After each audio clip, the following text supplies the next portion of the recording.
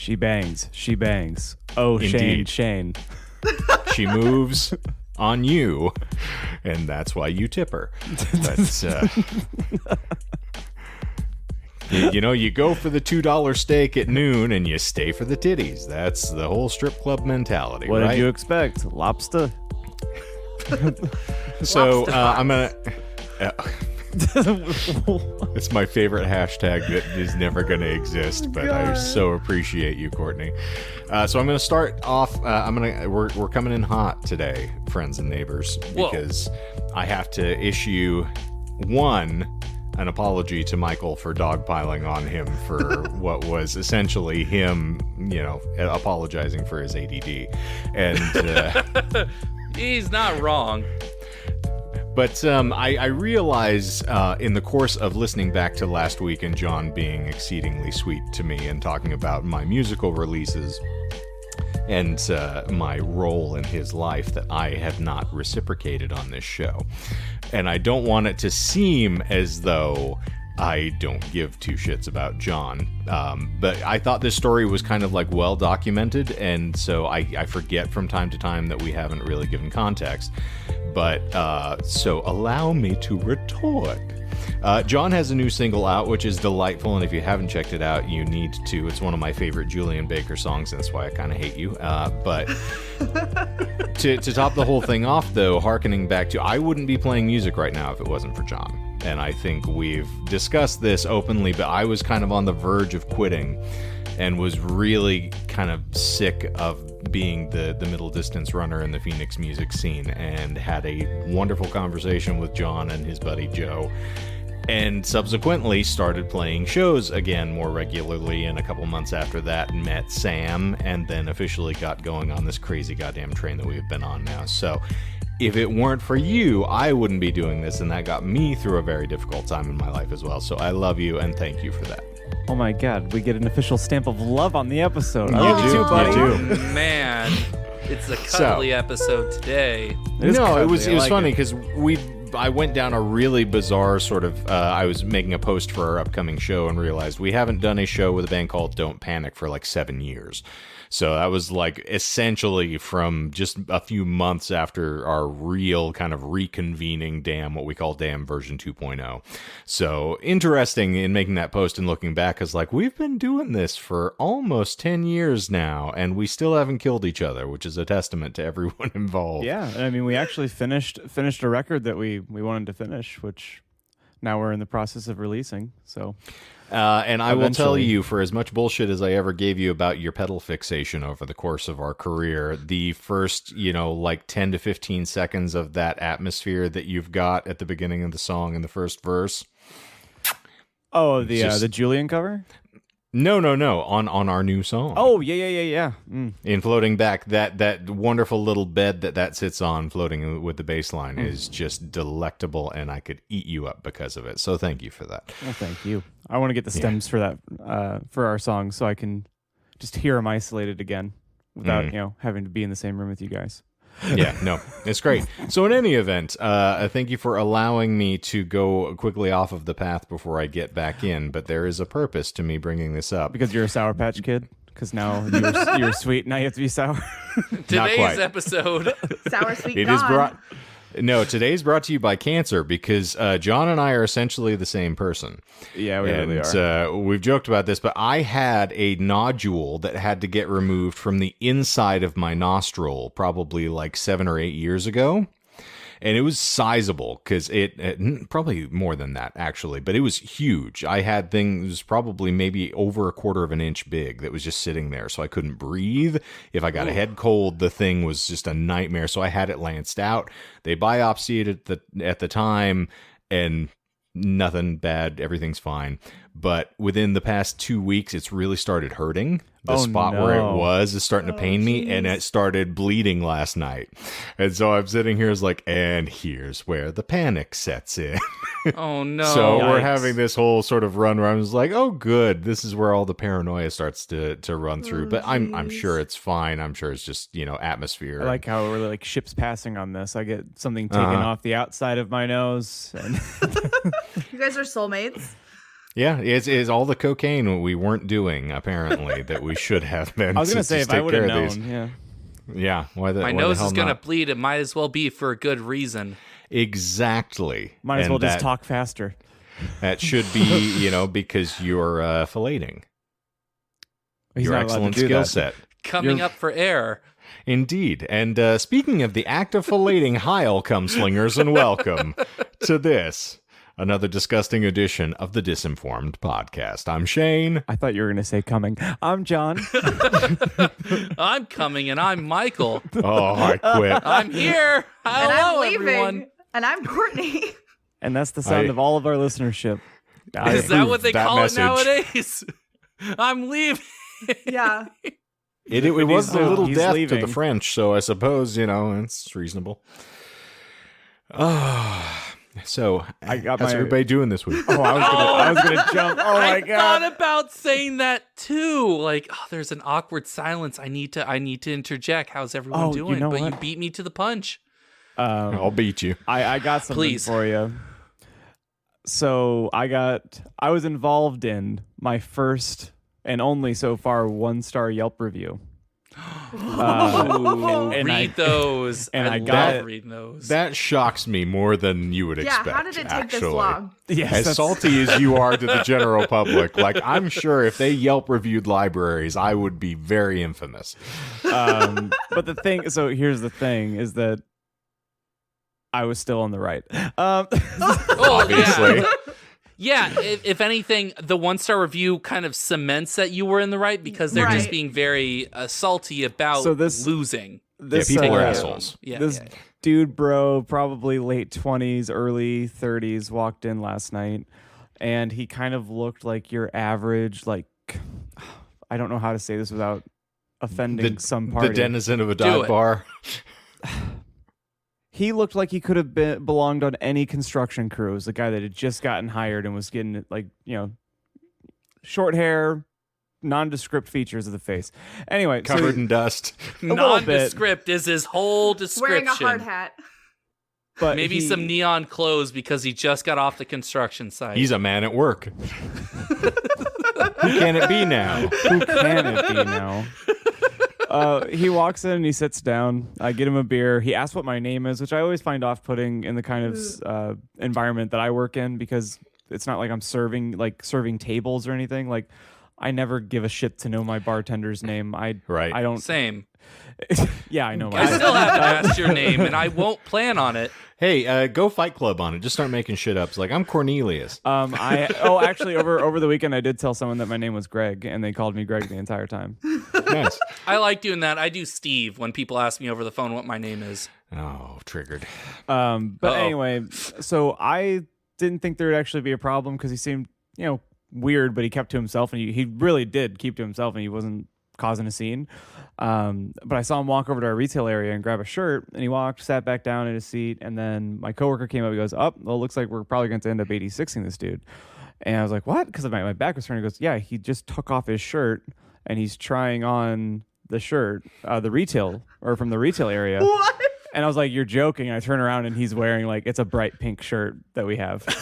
and I laugh and I go to my coworker. I was like, well, I mean, we could just, we'll just throw it on his tab because obviously he owns it now, right? Yep. Yeah. And then I turn around again because I'm doing dishes. And in less than a minute, my coworker from behind me, I hear him go, my man, you cannot have your shirt off in here. That's inappropriate. You need to go to the bathroom if you're going to be trying on shirts. And the guy's like, I just wanted to see if it fit. And he goes, that's well and fine, but you can go to the bathroom to try it on. It's inappropriate for you to take your shirt off at my bar. They don't do that in a fucking, store. You can't just take it off and This try it guy on. does. There's dressing rooms. So I closed him out after he's done with his round. We weren't pushing him out the door, because we had the interaction. But he got spanked, and he liked it. And apparently not. No. So I go to settle him up because I'm his favorite bartender, because we're on first name basis. Yeah. Indeed. And I was like, hey, so do you want to buy that shirt? And he's like, no, I don't want to buy the shirt. And he was mumbling under his breath. And I just closed him out because we decided that we weren't going to serve him anymore. And I thought that was the end of it. We were chuckling behind the bar, talking about it for a couple, and then just kind of faded into the background. And then I was eating my dinner, And my coworker comes into the back because our GM had screenshotted it to him. It's like, hey, do you want to tell me anything about this Yelp review? And here's the Yelp review. Ooh, yes. Read it. I'm going to read it verbatim like we're doing. Yeah. Yes. Some of the rudest bartenders I've ever had, and I'm from Arizona. It was too skinny cock... What the fuck does that mean? I love that so much. Are we known for having dick bartenders? We're known for having dicks in general, Just dicks. friend. It was too skinny. Fair. It was two skinny Caucasians with tattoos, but they couldn't have been ruder. He was a white guy, by the way. Damn Caucasians and their tattoos. One of them almost had an aneurysm when I tried on the merch they were trying to sell. Yelled at me and said, I can't do that in his bar. Okay, buddy, next time I'll pocket it in the bathroom. Worst part was I wanted to buy shirt. After deciding to agree with him, he still decided I had to leave the bar. Not only did he lose the bar immediate money, but also a loyal customer. We didn't want you. Seems counterproductive in what you'd look for employees. I would like to speak with a manager, GM, or anyone with more empathy, ambition, and competence than this bartender. My number is, and he literally puts his number on the Yelp review. Michael, I- call him. Yeah, I checked his last two, or he only has two other Yelp reviews, and they're both low. And one is at GameStop because the prices are too high.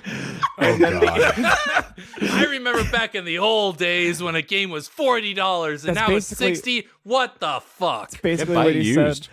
And then the other review is a 3-star review of a Buffalo Wild Wings. Also Oh, because it was boy. pretty expensive, because he went in there on Wednesdays, which is 55-cent wing day, and they also charged him for ranch, which basically made them $1 wing day. So he doesn't know how the math adds up there. That's That incredible. poor sweet summer child. He should come into Howie's. Oh man. You know, I feel like I forget a lot of these stories by the time we record every week because I haven't had my dick kicked in consecutively. But after 50 hours of consecutive dick kicking, I've got stories. Yeah, I it's not love- great. I love reading 1-star reviews. One of my favorite things is I love Amazon. reading reviews of schools, specifically elementary schools. It's hilarious. It's a whole kick. Like what you're you'll telling read, me- it's like, I graduated from first grade. The teacher was mean to me, and I had a bully. 1 star. That's not real. That's not real. Did you write that, Michael? Is that No. your review But of you- school? But I love reading those. But you do know that that's made up, right? You do know that a second grader didn't write the review. You know that anybody on It's the either internet can that write or that their review. parent doesn't know how to spell basic English words. Either way, I'm That's- entertained. Either like hilarious. I That's love why- reading That's 1-star why reviews. it doesn't matter for to me places. when people from Alabama clap. Baby, can you dig your man? He's a righteous man. Their judgments mean nothing. I've seen what makes them happy. Roll Tide. Guys, I got the weirdest phone call yesterday. Sorry. Jonah had just left because he was going to a tasting thing for work. And he goes, I just saw Michael. And I was like, what? And he was like, yeah, he's just like wandering around his ASU polo next to this place. And I was in my convertible and I almost turned around and like tried to pick him up and put him in the car with me. Why didn't he? Because he Save was you from running your late. awful But life. what were you wandering around in Tempe for yesterday, Michael? He, Trolling. I was MK leaving Ultra. He's an my MK Ultra agent. classes He was and stickering heading the to campus work. in another poorly blighted attempt at getting our podcast followers. Hey, you want to hear about our podcast? We should get you a sign for street corners. Then you could do that as another I'll job. just stand there. They're on one side. You have a person homeless needs money for food, and I'm like, "Hey, have you heard about our podcast? will suck dick for podcast. We'll suck dick for podcast downloads. No, we'll podcast for food. Need a guest host for your podcast? I'm your man." But I might recommend, Michael, going forward to carry some pepper spray or you might get kidnapped. You're It'd going make to my be day more taken. interesting. It's funny. So we had the festival at my job over the weekend, and we have to park a block or two away, like off-site, and it's in a sketchy neighborhood, so the walk is really shitty. Usually, I was walking into work, so I had to like walk across the Circle K lot as well. And in front of the Circle K, there was a homeless dude, like just sitting down, like just super chubby, and he, like I can't describe him well enough, and I'm not even gonna try. I'm walking He's by just him. chubby. I have my mace in my hand and my my backpack on or whatever, and I'm walking by him, and he yells up to me. He goes, "You look fucking gay as shit." And I look back and I'm like, "Thanks, man." And I just keep walking. Appreciate it. Later on at like fucking like 1 o'clock in the morning, we had to kick him out 6 times because he kept coming in. And I guess he went up to the food truck outside and freestyled for them about how when he was 9 years old, his dad did stuff to his butt. Oh my god. And that's the kind. He sounds like he has a fixation. I don't even remember the exact rap, but you telling Michael to carry the mace, it's not a bad idea. Anyway, everyone should have mace. Just have mace or something. Or one of those, what do they call them? The butt plug looking things that Shane has? Oh, I thought we were talking about the rapper. You mean butt plugs? Yeah. Butt plugs in harmony. Oh, I love that band. We scrub it up. Oh. Wait. Anyway, sorry that vomited out of me. Yeah. We are doing nothing but Dewan fan service for the past 3 to 4 episodes. So that's what You're we're here welcome. You asked for this. Are you happy? Is this good for you? Do you like this? For. Are you not entertained? You like that soup, Dewan? You think that's good soup? Well, speaking of things that need to be consumed with not having a plethora of teeth in your head, we're calling a bit of an audible. We're floating on the fly here. We're going outside of our normal schedule because John's got something more important to do, and so our schedule shimmied a little. And necessarily because of this, I'm gonna fall on the sword here, and you're gonna get a Shane episode this evening. Dun dun dun. And also, I'm going to Spirit Box tomorrow. I am so excited. As well you should be. I am going to take an edible and see if all of my friends are uncomfortable around me. Oh yeah, name 5 songs. Oh yeah, name 5 friends. Is this I'm out. Okay. Anyway, Your dogs don't count, John. Emotional damage. Apropos of that, we are actually this is the first time for me because I believe that we're going to be. I don't think I've really done this other than Colonel Sanders, but technically we knew that was going to be something that was multi-part. But before I get too far ahead of myself here, what we typically do here on this show, for those of you who are now 20 minutes in and have no idea what's going on, is we dive into random esoterica, and in the course of explaining it to one another, we will occasionally lie, and that is the shtick of the show, and I am sure that it has kept folks riveted for the entirety of our, publication career here.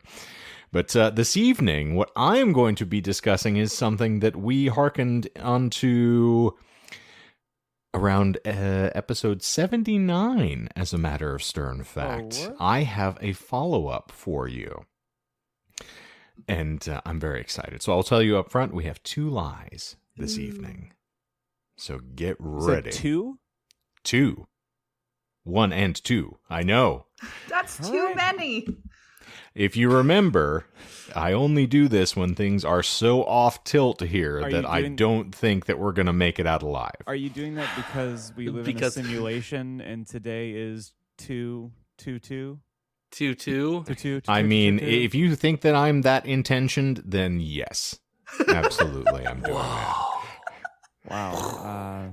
So today, on February 22nd of 2022, I have 2 lies for you. That's beautiful. Finds a way.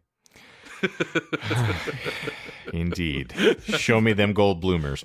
But so we've all established that Courtney has got an animal fixation, right? We've gotten into, the previous discussion.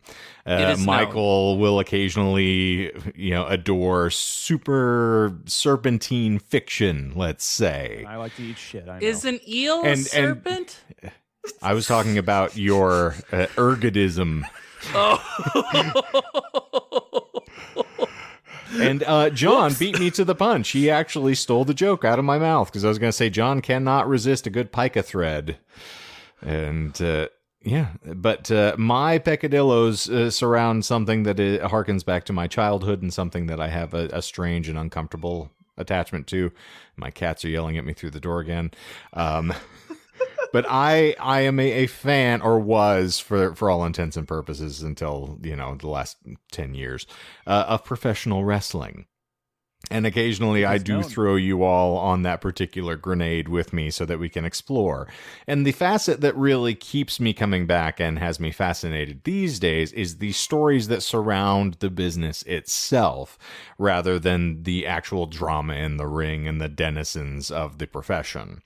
I like the road stories and the weird encounters that people have, or just the batshit crazy personalities that exist in this field. And I had evidence of one a little while ago. And as such, I could not resist the urge to follow up on a topic that we were rather taken with back in 2021. So as the adage states, be careful what you wish for, friends, because you just might get it. So, your favorite far-out former babyface is healing again, and not in the therapeutic sense. Marty Jannetty, who many of you will recall from episode 79 of this very podcast, arose in the public consciousness a few years back, not for his exceptional skills in a wrestling ring or vibrancy on the microphone, but because of an alleged murder he claims to have perpetrated at the tender, impressionable age of 13. So to refresh those who haven't heard the original podcast, you can, of course, go check it out in the archives right now, wherever you consume your favorite media. If you happen to be on a walk, reading a book, or drinking Tabasco and water.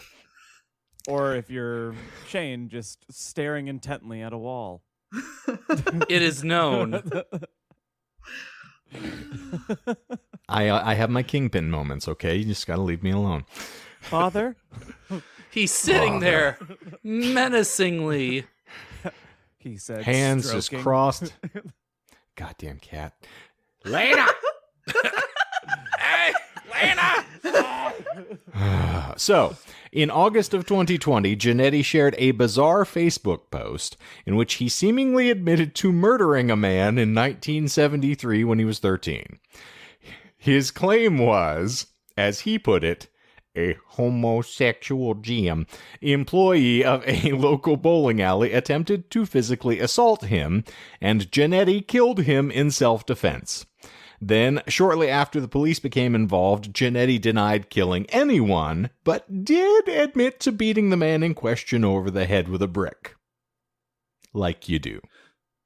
Yeah. Subsequently, Jannetty went on to claim that the entire thing was just a publicity stunt for an unspecified wrestling angle that he had planned between himself and a friend who was going to come in as a disreputable police officer who was going to get vengeance for the police by beating up this murderer.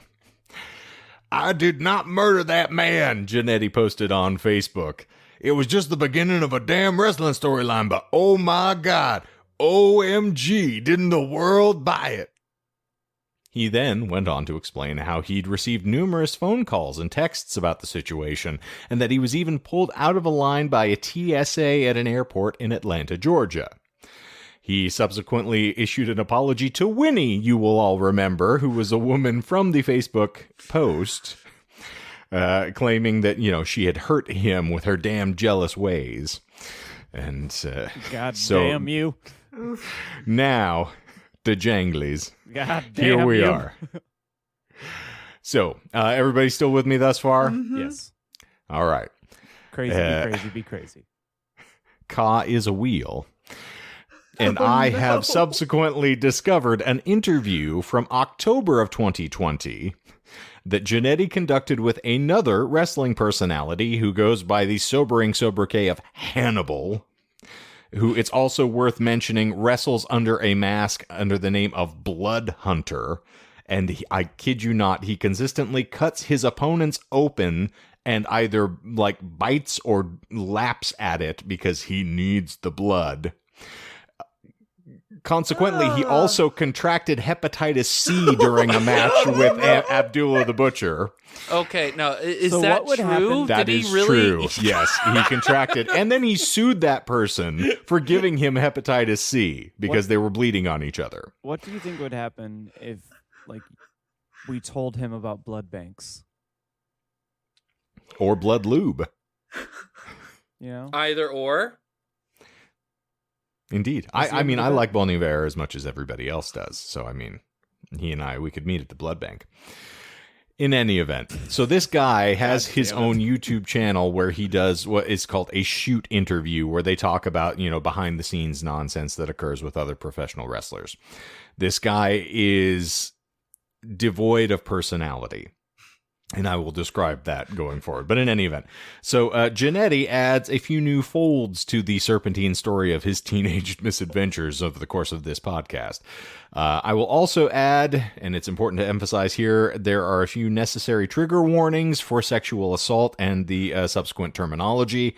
And I'm going to note that for many of his quotes, because I want to read them in context, I'm going to substitute an allusion to fruit, which is going to make John laugh, as opposed to using a buzzword that we are trying to avoid at all costs whenever we discuss sexual assault. So, this is another one of those where I'm not going to bombard you with material from this. We're just going to kind of read this follow-up interview and discuss amongst ourselves just how crazy and batshit these folks are.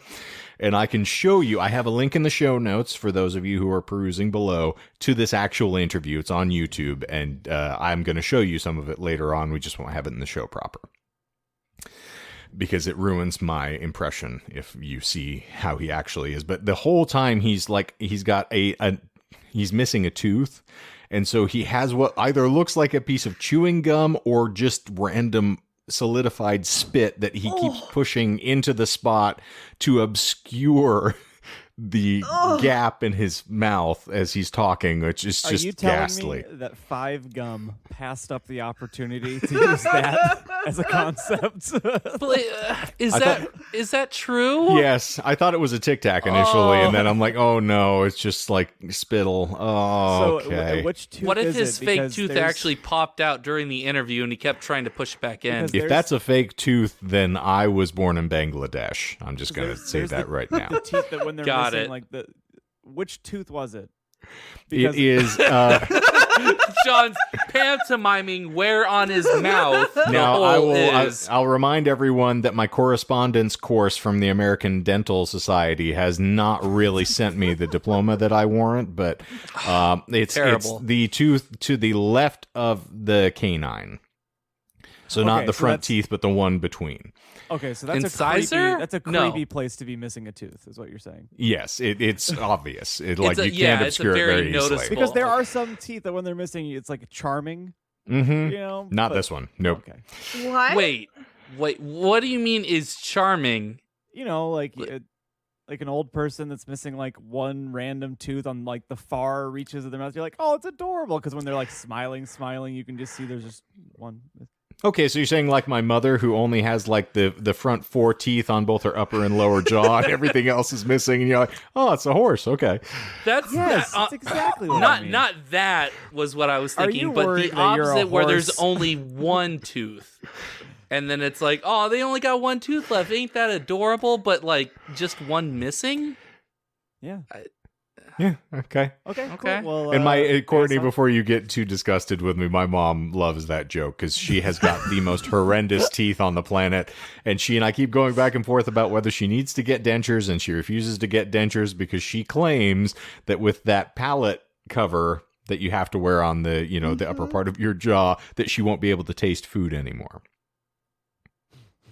That's fair. Because apparently mean- all your taste buds are located on the roof of your mouth as opposed to your tongue. She Yeah. won't hear anything other than this. I don't think any doctors could disabuse her of this notion. Don't let Big Taste Bud tell you where your taste buds are. I mean, there are tastemakers out in California. I've heard of them. They're on Instagram, but I didn't know that they actually could transfer your buds up to the roof of your mouth. But anyway. No, that's where they are. Your tongue, it's just a muscle. It's like a hand. It just gestures the food forward. You taste with only the roof of your mouth. It is known. Well, Michael has been tongue punching any number of eels' rectums, so I'll trust you on this. All right. So the discussion on the podcast begins, innocently enough, with the incredibly engaging Hannibal, who I'm going to note speaks in mumbling monotone cadence reminiscent of a man slowly dying of oxygen deprivation. And he asks the burgeoning question, so what happened with this murder thing? Everybody's talking about it. So, with the fuse subsequently lit on the incendiary insanity bomb, Jannetty lurches into a string of stuttering statements that are both contradictory and borderline incoherent. Are you ready for the stream of consciousness that is my good friend Marty Jannetty? Give it to me. It's probably like Bert Kreischer level stuff, huh? So, once the police got involved, it got serious. I was just joking. I was trying to set up a storyline. Dramatic pause. I have to say right now, because it was 40 years ago, and what gets me, Hannibal, is that they don't care about that 13-year-old getting graped. It's like, oh, you killed somebody. Well, what did you think he was going to do to me? How many grape victims get murdered afterwards? I was 13 years old. So, you say what you think, but when it actually happens, that ain't what I expected. I didn't expect that reaction. At which point, whether earnestly or through a total fucking lapse in judgment, Jannetty elects to defend his actions, real or concocted, yet again for the listening audience. So again, he's told us this is all a joke, I made this up, and now, I hit him in the head with a brick. It was laying right there. And I say brick is a piece of concrete, thing. And you hit someone in the temple, from martial arts, and I'm karate like a motherfucker. The temple is very vulnerable. No. Did he say that? I'm karate like a motherfucker? No, he didn't. No, there's no way. That's Shane says that all the time. Haven't you been here, Michael? Is he frozen? He does say. We lost Michael. Good. Okay. Screenshot it. Please screenshot that. That's beautiful. That's. Yeah, quick, hurry. Isn't he lovely? Fuck! Oh. I'm back! Ha! My internet connection is unstable, just like me. You're right. Cheers. And like the get topic the of this picture? week's show. Did you hear what I said? No. No. God damn We it, just I've saw already this. forgotten. Courtney, can you describe it for the listener, please? I don't know if I can. He was like scrunched up with his little hand up, almost doing half aliens. So I was about to say something like, ah! It'll be on Can you repeat TikTok the next last- week, guys. Just stay tuned. Oh, that's right. Perfect, that's thank right. you. I Can forgot. you repeat that last line? Because I had a reaction. It was a good one. And it was It's not a stolen from reaction me anymore, no. by the goddamn Cox internet provider. So you were Cox blocked. Big internet doesn't want you to know.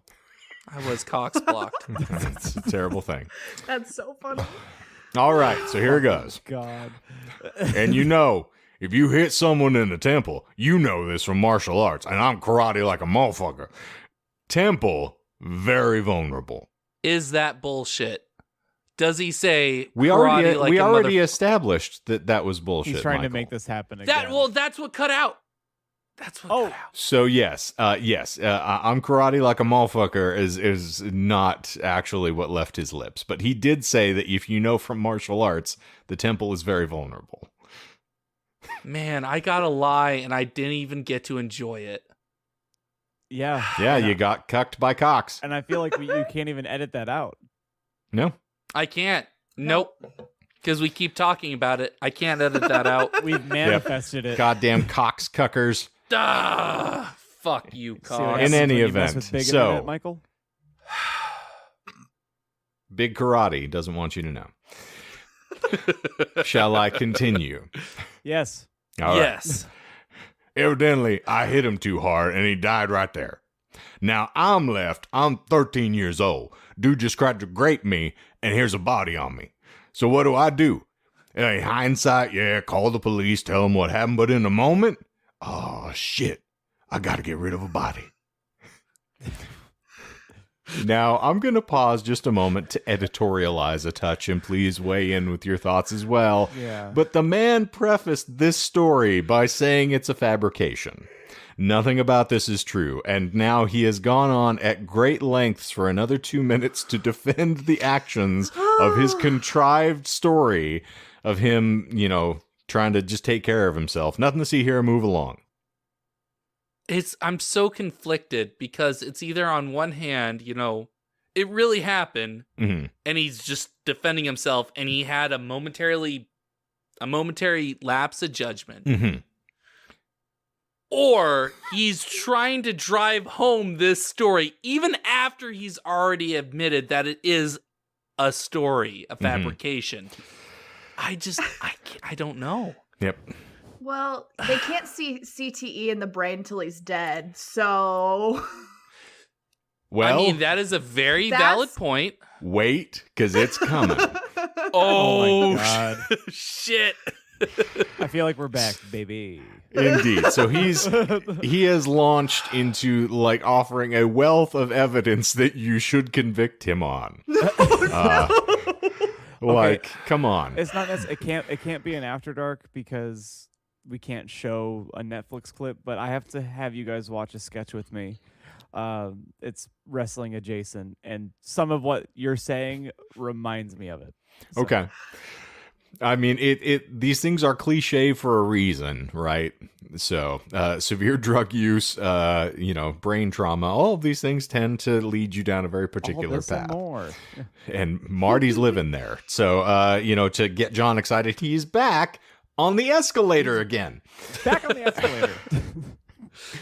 So he continues to escalate, pardon the pun, and begins to kind of lather up as he's going into these sort of details, defending himself, and then launches into a tirade, which puts him on the verge of tears and shifting around erratically on camera, okay? Buddy. no. You will see this, so I just appreciate this for a moment, but he's going, I mean, it took me a minute to stop being upset that he was trying to grape me, but then I was like, God damn. Dead body. What am I gonna do? I told I guess I'm gonna tell it again now. I'm gonna give myself. I don't give a fuck. I wish y'all would fucking think about a fucking 13-year-old who's getting graped. Call me a murderer. Man, this 13-year-old getting graped. You don't care? Nah, you're a murderer. Well, how about if I was on top of your daughter? Would you murder me? Anyway. Holy shit. Wow. Please tell me he did not say that. No, he said that. Oh my God. And then it's though you watch the light come back into his eyes and he goes, oh shit. Oh no. Out of a fugue state, he awakens back to the governing rules of reality and he just looks right at the camera. He's like, I'm sorry, did I just lose it? I kind of went out there. Oh No, that's bullshit. That's no. bullshit. He came We're back gonna look into back his at the body and camera. was like, wait. No, he comes back to himself and he goes did I lose it? Did I just lose it there? I'm sorry. Oh my God. Wow. So Good again, Lord. he's glassy-eyed, completely just rambling incoherently, defending his actions. And now, at this point, this is why I love the wrestling business. Because you watch people who are so emotionally stunted, they don't know how to interact with other human beings. So here's where our, sainted host Hannibal attempts to save the interview and reel Jannetty back in by going, so you're basically saying this wasn't a storyline, but you're saying it's a storyline. He's saying what we're thinking. Oh my God. So then Quick, Jannetty, not to be indemnify out... yourself. Yeah. I'm sorry, go ahead. I was gonna say, quick, indemnify yourself. Quick. It's like, here's the lifeline. Get back ashore. So Jannetty Dumbledores. So he accidentally dumble.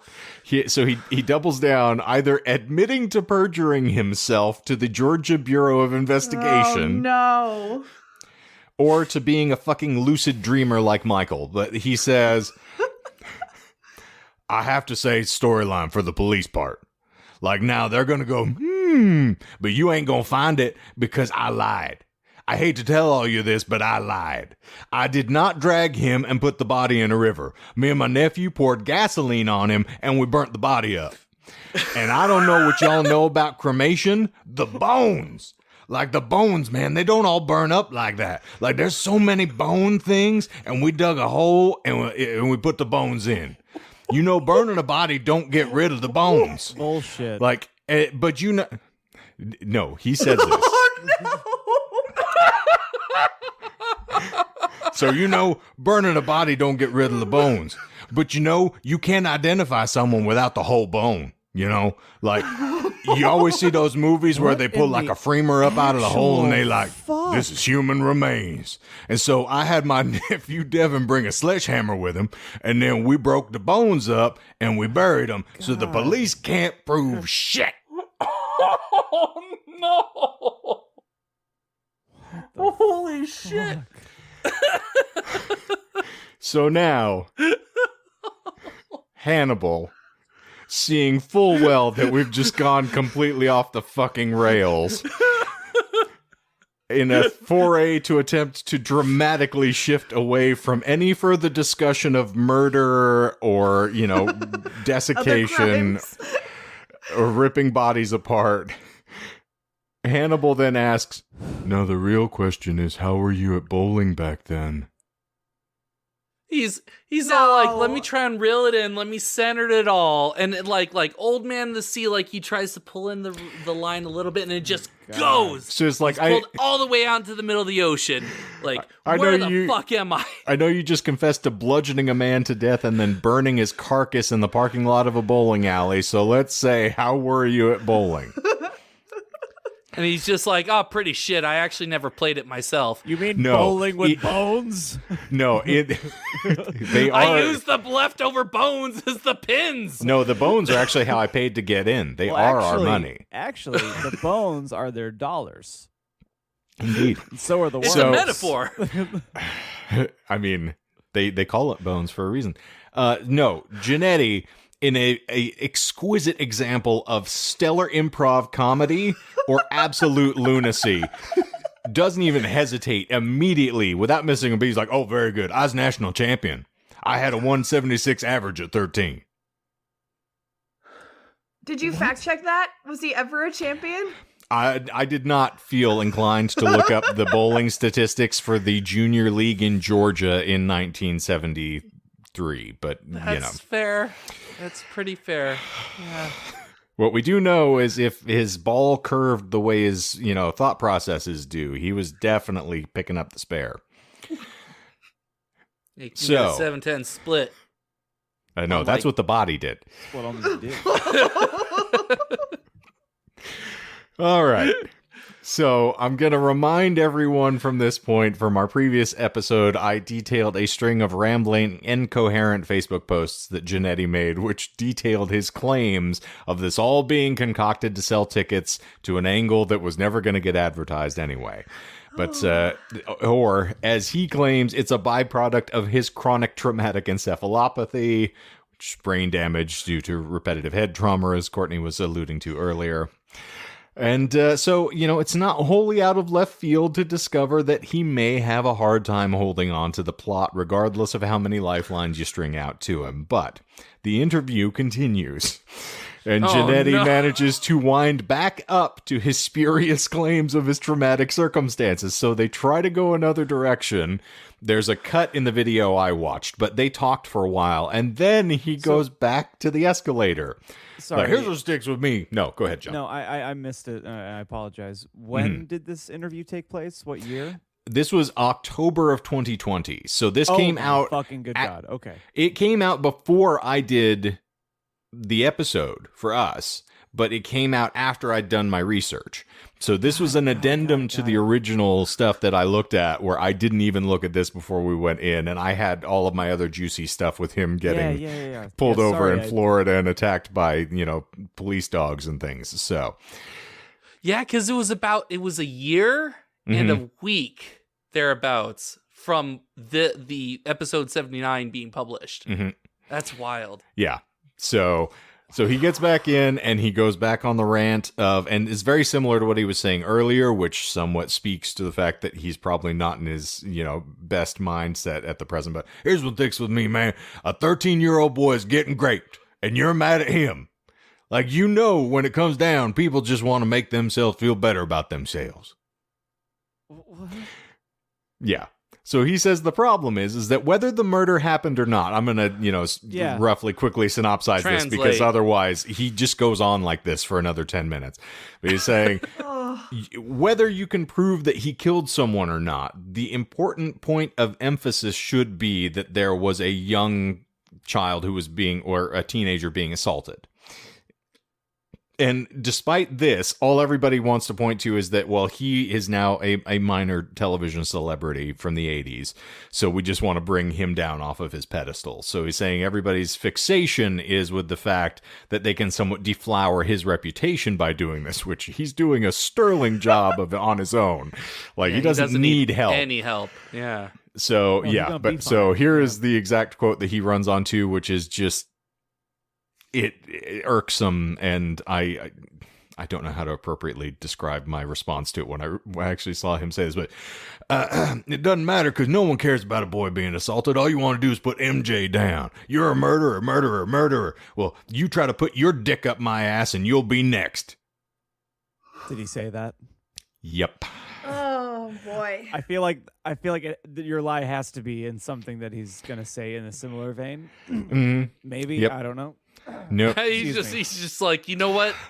Something that again, he said is bullshit. I was like, this is why I had to only do 2, because there's so much of this, and he couldn't have possibly been that monstrative. Yeah. Good lord, but he can. Yikes! And he was. Yep.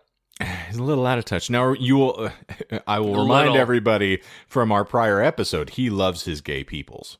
He really does. He did specify his that. His boat just doesn't, float on that side of the pond, I believe, is how he phrased it. But he does love them, along with his Snoop Dogg, because he is insane in the membrane, but, he don't go that way. So... there are many who are going to continue to assert that this is likely just Jannetty attempting to be incendiary and gain attention through poor behavior. Like, that's not... it's really poor judgment if you think this is the sort of subject matter that you can just lightly toss out into the, zeitgeist and expect that it's going to come back to you in a decent state. But there are also others who, of course, are going to pose the repeated admissions alone are reason to be concerned about his conduct, regardless of whether this story is valid. He's starting to lose touch with reality, right? So finally, if this story itself was not erratic enough, I have an additional follow-up for everybody. That's a light little palate cleanser to show you just how far down the rabbit hole our friend has gone. So now, per a story that was published very recently, November of 2021, Marty is back on his bullshit once more. He posted a pair of Facebook threads recounting what was apparently a very saucy night with a young woman. These posts have a disturbingly racially insensitive subtext to them, so we're going to preface that up front. Great. But good old Party Marty here posted some pictures with a young African-American woman, including a photo of her posing in lingerie. To pair with this phantasmagoria of lewd images, he has got a photo of his left wrist, which is adorned with a glorious tattoo, which has the simple admonition, never grow up. Oh, that sounds problematic. Yeah. Red flag. Yeah. Yeah. So this is also, his wrist is stuck between a pair of Bud Light cans for the photograph, by the way. So, I mean, for more scale. Appropriate setting. Yeah. Framing. Yeah, you got to frame the shot. Indeed. Right? Yes, yes. Makes sense. That's understandable. Amateurs and professional photographers everywhere will tell you. It's all about the background. Exactly. So, then Marty's posts sum up his evening's activities in a rather salacious fashion by saying, "If you look closely, you can see skin under my nails." Oh, no. Wait. I don't Yep. wanna. I don't want to see that skin. Don't show me those nails. So the caption is, "If you look closely, you can see skin under my nails." Ellipses. "Black girls know how to make you do it right and all night." What the actual fuck? Fucking damn He it. continues, No. Don't let him. "I have an addiction I just can't fight. I gotta go gets it every night. And when I do and think I'm through, here she comes for another bite. LOL. Yup. No, that's bullshit. You wrote that. Nope. I was like, I can't imagine him being that eloquent. No, he sure as shit said it. Y'all forgot his posts from last time, but yeah. This man is a true. poet and thespian in his heart. He's the prevaricator of the barbershop window incident, friends. Come on. Oh my god. So yeah, yet again, I apologize for this joke in advance, but it's me and I can't help myself. Marty is admitting to murder, just of an entirely separate kind. Could be the murder of general decency, the murder of the English language in ways even a celebrated member of our thrall here couldn't lay claim to, or perhaps just murdering that ass. God damn it. Fuck you. You wrote that for me, didn't you? Sure did. So that was the promised follow-up to the Marty Jannetty murder mystery that we alluded to, that I would someday pick up the threads of this plot and see what happened. What a that's where Marty is today. Asshole. Oh, so thank you all for allowing me to revisit this my portrait of psychosis in God. action. What was the one we missed? So the one you missed, does anybody have any wild stabs? Courtney looks like she's on the verge of jumping on something. The date the video was released, is that a lie? Was it more recent than that? No. Oh.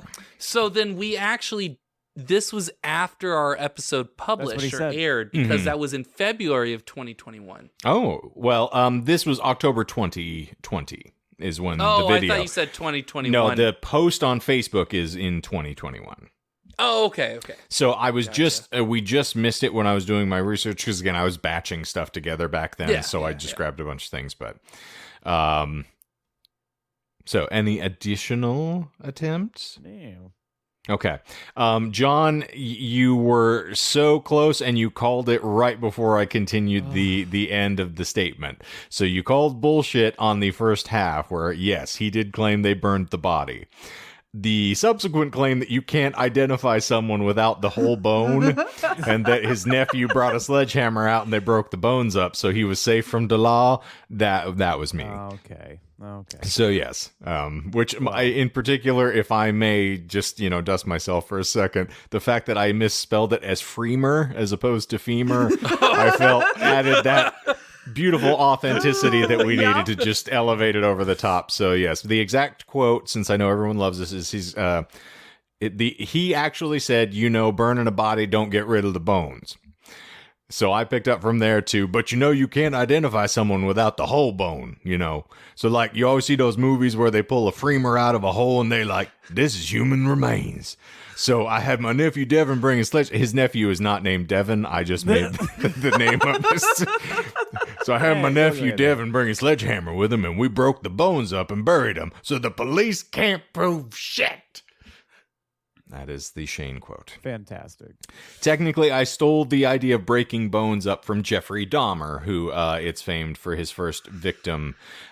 He baked the bones to get them brittle enough, broke them up, and then went around hiding them in different cubby holes or putting them down storm drains. It was Geen that worked in the chocolate factory, right? No, that was Dahmer. Okay, there you go. That's why the bones are in the chocolate is a joke. Yeah. Yes. So this is teenage Dahmer who was infatuated with a runner that was cruising down the streets, and so walking down the street. Yes, dancing in the street, as it were. So, but you did get, of course, I'm karate like a motherfucker. So you did at least get one lie out of the two. But out of all that nonsense, there was very little that I would be able to squeak by everybody for this. So, but there it is, friends. I figured, we had my semi-loose topic where we float around, and then we have Michael's exceedingly long, loose topic, and I accepted, this week I want to try to keep it compacted a little so that we don't have to run. It is a good reminder that crazy and weird-ass shit happens every single week. Absolutely. Lord, it does. It's a beautiful thing. And, possibly there might be another fan fiction installment in the offing for the evening if we finish up a little early, so. You're not entirely wrong. No, I'm not. I'm not entirely right either. Well, that's my CTE acting up. So there you are, friends and neighbors and audiophiles amongst you. Please check the link out in the show notes. It is the first one up. It's a YouTube video. You get to watch Marty just completely lose his mind, and it's exquisite. But hey, if you made it this far too, and I didn't clear this with Shane, but Shane, you have a pre-save coming up, or a pre-save of a single coming up of a old song. Yes, I did a cover of Jason Isbell's Cover Me Up, which has been a staple of my solo sets for a long time, and something that we did as Damn for a good long while as well. And our lovely baby boy John is on the recording with me, making it so lush and beautiful in the choruses. So you should you should throw the pre-save in the link as well. Oh, okay. Yeah, if you're inclined, you can go run, and then we'll also just link everything we're doing musically. We have a new Damn single that's going to be in the offing very soon, which we are exceedingly excited about. We got the artwork today, which looks beautiful. And so we're going to be pushing content like crazy in 2022. That's the plan. Tasty content. But if you actually want to do podcast-related nonsense, of course, we have got a link tree in the show notes below that takes you to all of our relevant socials and some of our irrelevant socials. Not limited to Twitter and Facebook, of course. But Superfan Michael is keeping the fires lit over on Facebook for us. So, yes. Beautiful. Thank you very much. Michael version 1.0 is still trying to pump some life into the carcass that is our Twitter page. But and of course we have Courtney's sainted TikToks, which are delightful, and the Instagram, which is still active every single wobbling week, regardless of whether or not we are being botted to death over there. But we want an iPhone. Promote it on. Promote it on your face, you. Anyway. Promote me, Daddy. You won't. And, of course, if you're digging what you hear, as always, please go subscribe in your preferred podcast provider platform and give us a little rate and review, because we would love to hear from you. But I believe that is going to fiscally wrap us up. And, of course, check in every wonderful Wednesday over on the Tubes of You. We may have something, we may not, but you should check in anyway. Or you could subscribe there and you'll get notifications if you ring that little bell that Michael's so fond of. So you can check in when we have new stuff, including more Ben Shapiro fan fiction. Yeah. Which, how could you conceivably not want to see that? Are you not entertained? It's good stuff. Are you not liberal? All right, well, I believe that is going to officially wrap things up, just like a body in the back of Marty Jannetty's pick-em-up truck. So, for the Disinformed podcast this week, I'm Shane. I'm John. I'm Michael. I'm Courtney.